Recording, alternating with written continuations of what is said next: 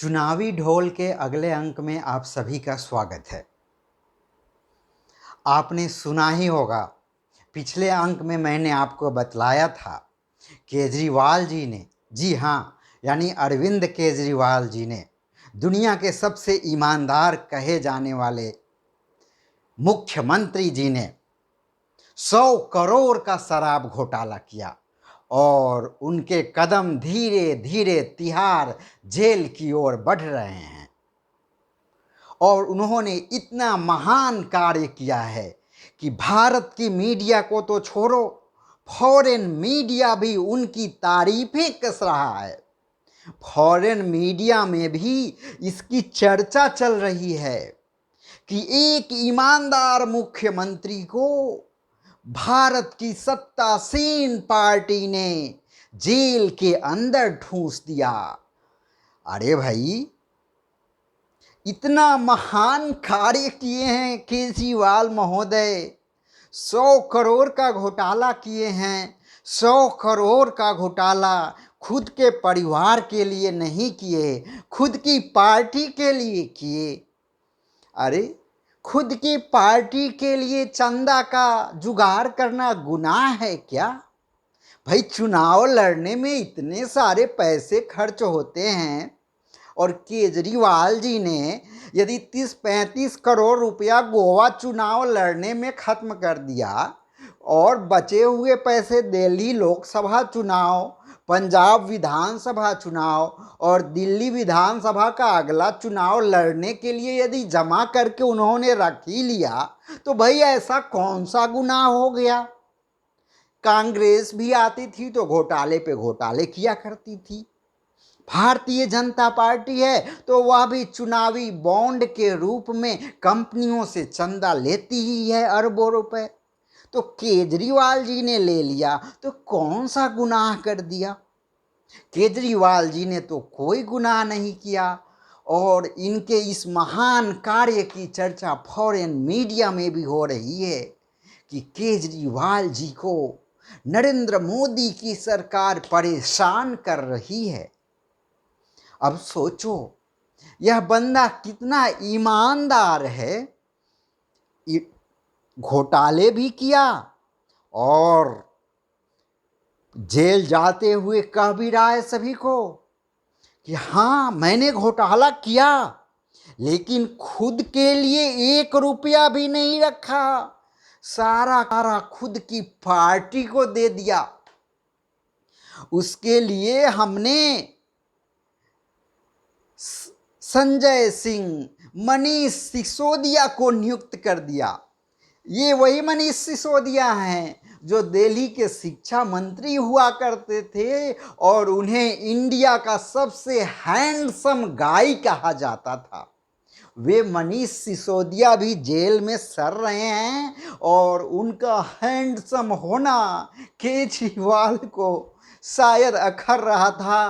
पहले मनीष सिसोदिया को जेल भिजवाया, फिर संजय सिंह को जेल भिजवाया और अब वहाँ खुद चले जा रहे हैं।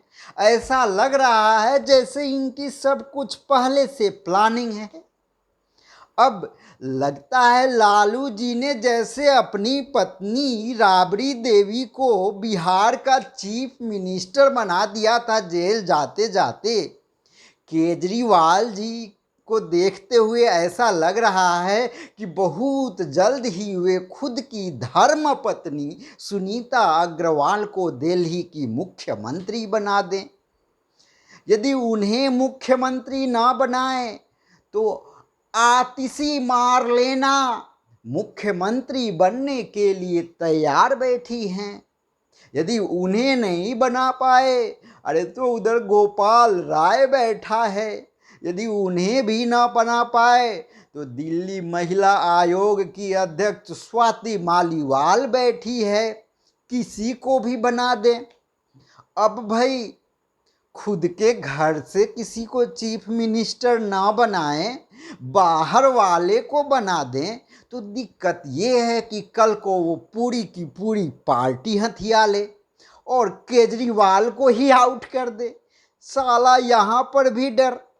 अब यदि खुद की बीवी को यदि चीफ मिनिस्टर वे बना देते हैं तो यहाँ भी डर है, उनकी बीवी भी ऑफिसर रह चुकी है। अब कहीं ऐसा नहीं हो कि उनको फैमिली से ही आउट कर दे। आजकल तो बड़े बड़े शहरों में तलाक, चट मंगनी, पट ब्याह और चट तलाक वाली खबरें आम बात हो गई है। अब शायद केजरीवाल जी को यह डर लग रहा होगा कि कहीं सुनीता अग्रवाल को बना दिए चीफ मिनिस्टर तो फिर वह उन्हें ही घर से बाहर का रास्ता न दिखा दे और खुद की सेटिंग किसी और के साथ कर ले। जी हाँ, ऐसा ही होता है, ये दुनियादारी है, कोई किसी पे भरोसा नहीं करता है। और यहाँ पर आपने देखा होगा ऐसी बिहार में भी कई सारी घटनाएं हुई हैं। पत्नी मंत्री है, पति को घर से बाहर का रास्ता दिखा दिया, पत्नी का किसी और से चक्कर चल रहा है। अब ऐसा ही केस दिल्ली में भी तो होते आया है। कोई महिला आयोग की अध्यक्ष है, किसी का किसी और से चक्कर चल रहा है, किसी का किसी और से चल रहा है, इसकी वाली उसके संग, उसकी वाली इसके संग। अब बताओ भाई, केजरीवाल जी आखिर भरोसा करें तो किस पे करें? न रिश्तों पे भरोसा किया जा सकता है, न अपने खून पे भरोसा किया जा सकता है, न दोस्तों पे भरोसा किया जा सकता है।